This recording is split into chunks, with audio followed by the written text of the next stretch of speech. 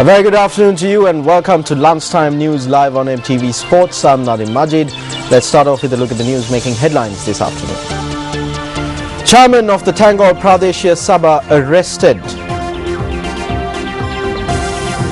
Farmers' pensions to be paid from the 28th. A statement from Minister S.M. Chandrasena. And in news overseas, Geneva II talks on Syria commence in Switzerland. On to those stories in detail. The chairman of the Tangol Pradeshia Sabha, Sampath Chandrapushpa Vidanapatirana, has been arrested following a warrant issued against him owing to his failure to appear in court.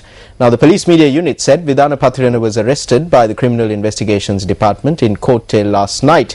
He is a suspect in the December 2011 murder of a British national and the rape of his girlfriend. Minister of Special Projects S.M. Chandrasena says that the farmers' pension payments will be made from the 28th of this month. He made this statement at a media briefing convened yesterday. On the 28th, the President will commence the major initiative of launching the new pension scheme and will start making payments from Hambantota. Under the new system, a sum of between 1,250 and 5,000 rupees will be paid as farmers' pensions when they are over 60 years of age. There are 1,280,000 persons who are qualified to receive this pensions payment.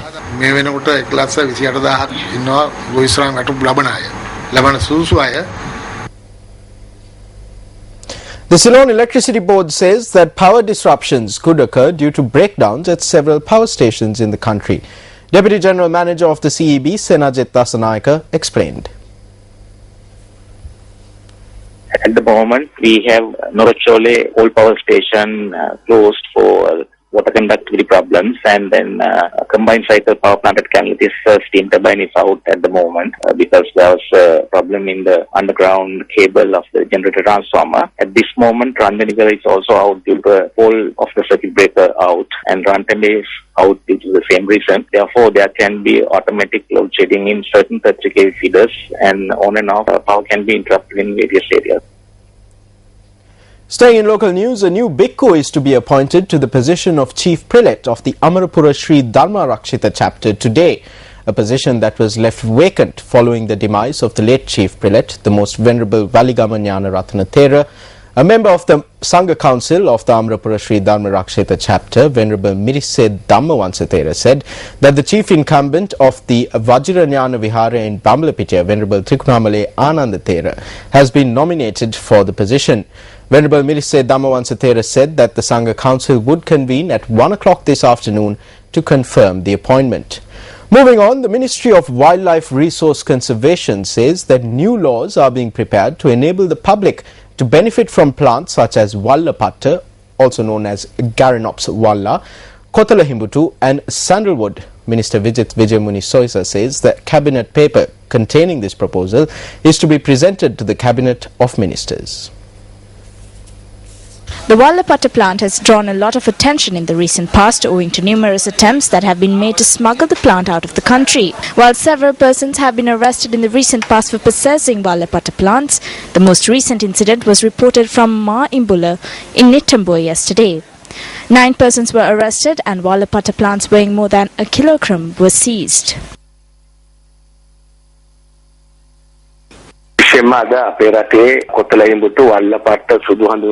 Today in our country, a large number of people have engaged in cultivating Wallapatta, Kothalahimbutu and sandalwood for economic benefits.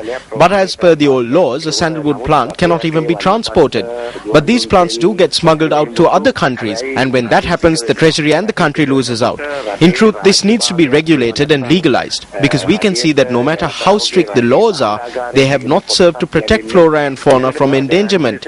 Thereby, I am steering this program and I am looking for practical solutions. It is important that we do so now.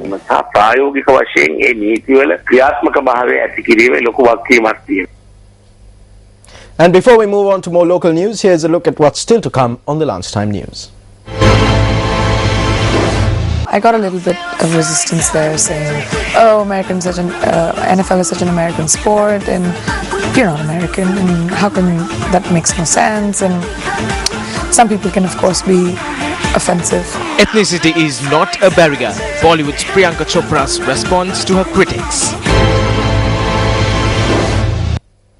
And still in local news, the Colombo District Conference of the National Freedom Front was held yesterday under the auspices of the party leader, Minister Vimal Weerawansa.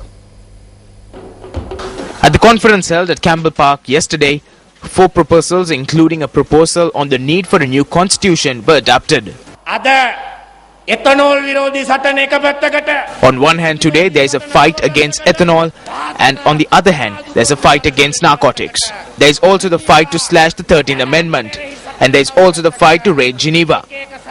If each and every individual is dragged into different directions and various systems, in the end, the winners will be the enemy, international imperial forces.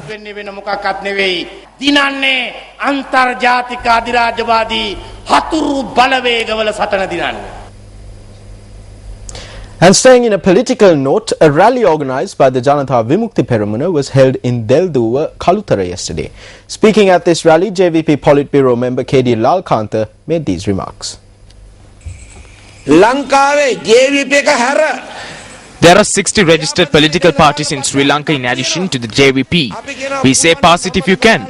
Since 48 politicians have stolen the property of the people of this country and have stockpiled their assets. We say expropriate this if you can by passing resolutions at conferences or through manifestos. There are people to talk about corruption now.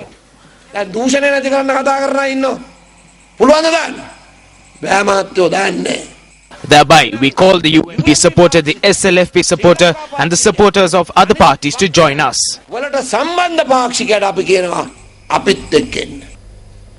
Yet another media workshop organised by Newsfirst to hone the media talent showcased by school children is currently underway at the MDH Jayawardena Mahavidyalaya in Battaramulla.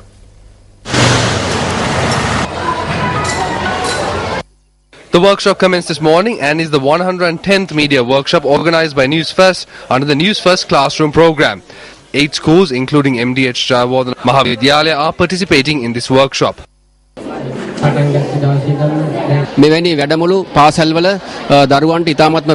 Such workshops are very important to school children. No other news channel has this kind of program where they visit schools and meet with the children and help hone their media talents. I would like to say what they are doing is very valuable.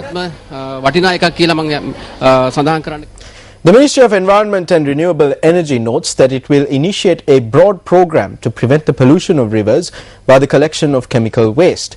Ministry Secretary DMUT Basnayaka said the pilot project of this program will focus on the Kalani River. We hope to initiate a broad program focusing on rivers which are a hub for industrial and agricultural activity.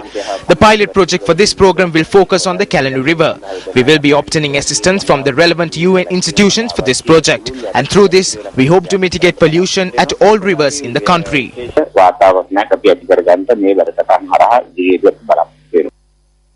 Well, I'm not the biggest fan, but you can't deny that Priyanka Chopra is one of the most inspiring women alive.